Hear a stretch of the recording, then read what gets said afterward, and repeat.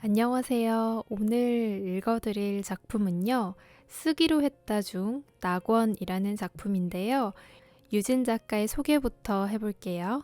작가 유진. 반복적인 일에 쉽게 지치며 항상 새로운 것을 찾아 여행 떠나는 것을 좋아하는 역마살을 가진 사람. 혹자는 끈기가 없다고 손가락질 하나 누군가에게는 부러운 삶을 살고 있는 망상가. 사람들과 어울리는 것을 좋아하지만 사람 때문에 상처받고 그럼에도 모든 경험에는 의미가 있다고 믿으며 좋은 것도 나쁜 것도 수용하다 보면 다 나의 재산이 된다고 믿고 사는 관계 중독자. 네, 그럼 작품 함께 읽어볼게요. 그 마을은 실로 낙원이었다. 높지 않은 두 개의 산 봉우리가 벽처럼 마을 한편을 감싸고 완만한 능선을 따라 내려오면 150여 채의 가옥이 눈에 들어온다. 산을 한 바퀴 돌아 흐르는 실개천 언저리에는 백꽃이 한창 피어 새하얗게 바람에 흩날리고 있다. 도저히 얼마 전 산사태로 사람이 죽은 마을이란 느낌은 들지 않았다. 훈의 갑작스러운 죽음으로 오피스텔을 정리하면서 나온 짐을 가지고 그의 처에게 내려가던 날, 정은 그 마을에서 살고 싶다고 생각했다. 동료 훈은 여러 장르를 넘나드는 재능 있는 작가로 평가받고 있었다. 그런 그가 신작소설 발표를 앞두고 내려간 처가에서 갑작스런 변을 당했다. 정은 슬픔을 추스를 새도 없이 출판사의 요청으로 그의 신작의 추천의 글과 추모의 글을 적어냈다. 훈을 대신해 작품 홍보를 하며 정신없는 사이 그의 유작은 또다시 베스트셀러로 오랜 기간 서점의 한 편을 차지했다. 훈의 오랜 친구였던 정은 그와 함께 빌린 오피스텔에서 특별한 소재를 찾고 의견을 나누며 격려하던 생각이 떠올라 그 어떤 글도 쓸 수 없었다. 훈의 짐을 정리하고 난 오피스텔은 넓어 보였다. 소위 잘 나가는 작가는 아니었던 정의 물건은 그곳에 많지 않았다. 대략적인 줄거리만 있고 구체적인 작품의 형태를 갖춘 글들은 없는 그의 습작 노트에는 훈이 죽기 전에 함께 이야기하던 완벽한 가족의 이면에 있는 악마성을 다룬 소설을 어떻게 풀어나갈지에 관한 고민의 흔적들이 적혀 있었다. 상상력이 뛰어난 훈은 금방 이야기를 풀어나갔지만 그렇지 못한 정은 항상 중요한 순간에 펜을 놓곤 했다. 월세를 내는 날이 다가왔고 결국 감당하기 어려워 오피스텔을 정리하고 망원동 변두리의 전셋집으로 모든 짐을 옮겼다. 특별히 왕래하는 가족도 오가던 애인도 없었다.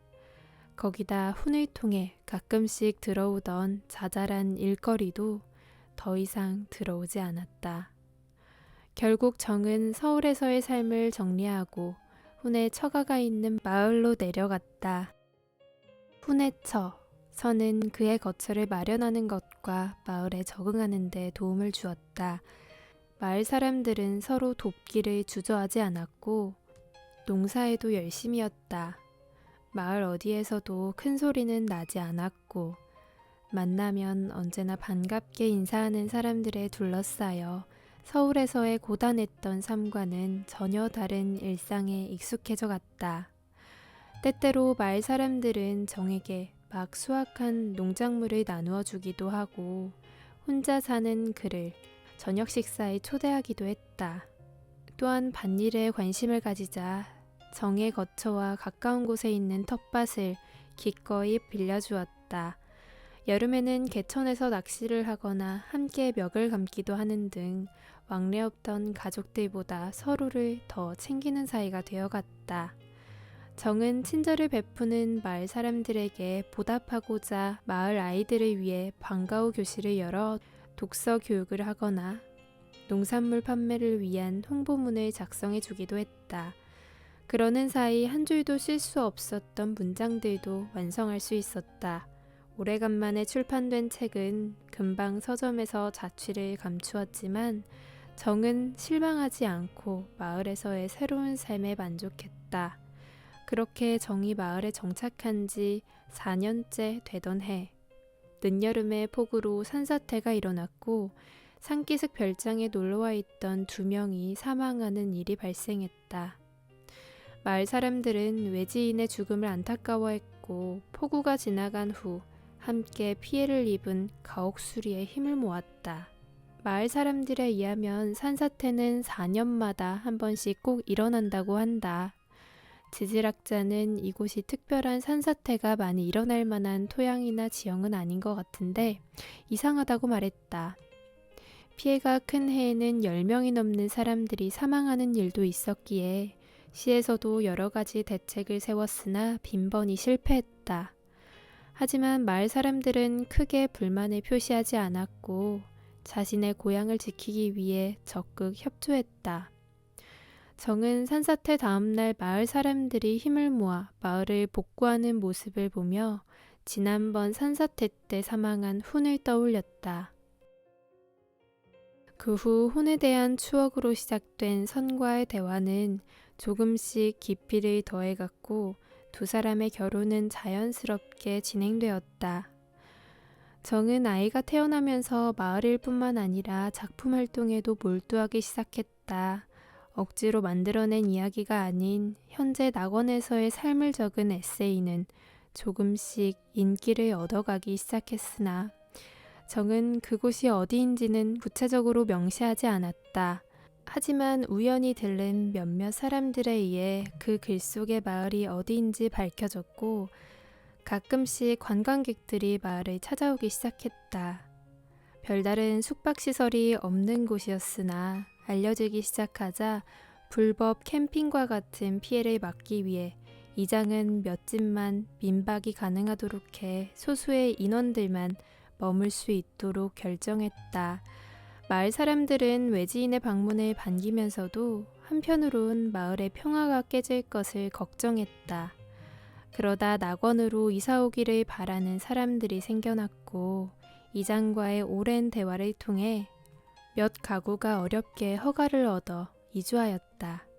마을 사람들은 정에게 그랬던 것처럼 새로운 사람들이 잘 정착할 수 있도록 많은 도움을 주었다.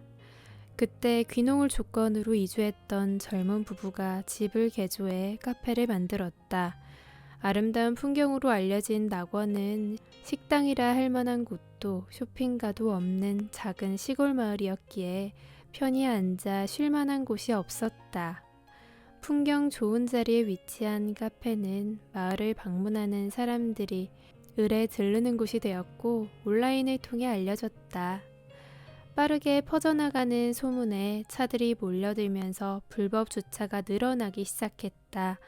마을은 외지인들로 부산해졌고 예의 없는 사람들은 과수원에서 잘 키운 것들을 하나둘 훔쳐가기도 했다. 이장은 약속을 지키지 않은 것에 대한 불만과 우려를 표시했으나 부부는 문제될 것이 없다는 입장이었다. 군청에서 일하는 공무원을 삼촌으로 둔 그들이 집을 지을 때부터 카페를 염두에 두고 있었음을 알게 된 사람들은 실망을 금치 못했고 더 이상 외지인들을 받지 않기로 결정했다. 그리고 그 해에는 장마가 일찍 시작되었다. 바람도 제법 불어 농작물이 쓰러지지는 않을까. 밭에 나가 한 바퀴 돌고 온 정은 우편함에 빨간색 작은 카드가 한 장 꽂혀 있는 것을 보고 가지고 들어왔다. 아기를 안아 재우고 있던 선은 눈을 크게 뜨고 정으로부터 카드를 받아들었다. 아기를 그에게 맡기고는 방으로 들어가 한참 통화를 한 후 돌아온 선은 입을 깨물며 정 앞에 앉아 허공을 한참이나 바라보았다. 할 말이 있어. 아기를 방에 누이고 오자 선이 떨리는 목소리로 이야기를 했다. 사흘 후에 산사태가 일어날 거야. 이게 무슨 소리인가? 정은 빨간 카드를 손에 꼭 쥐고 숨을 가쁘게 쉬는 선을 말없이 바라보았다. 이 마을에서 나고 자란 사람들은 본능적으로 그걸 알아. 언제 산사태가 일어날지. 왜냐고 묻지 마. 아무도 모르니까. 정이 무엇을 궁금해하는지 이미 알고 있는 듯한 선은 말을 이어갔다. 이 카드는 이 마을에서 태어나 현재 거주하는 사람들한테만 주어지는 거야. 그래서 그렇지 않은 사람들은 볼 수가 없도록 전달되는 것이 원칙이고. 선은 불안한 듯 손에 쥔 카드와 정을 번갈아 쳐다보았다. 네, 오늘은 여기까지 이야기 들려드릴게요. 오늘 소개해드린 작품은요, 쓰기로 했다 중 유진 작가의 낙원이라는 작품이었는데요. 과연 뒷부분에서 이 마을에는 어떤 일이 일어나게 될지 궁금하신 분들은요, 책 찾아서 읽어보셔도 좋을 것 같아요. 그러면 오늘은 여기까지 읽어드리고요. 저는 또 새로운 작품으로 찾아올게요. 안녕.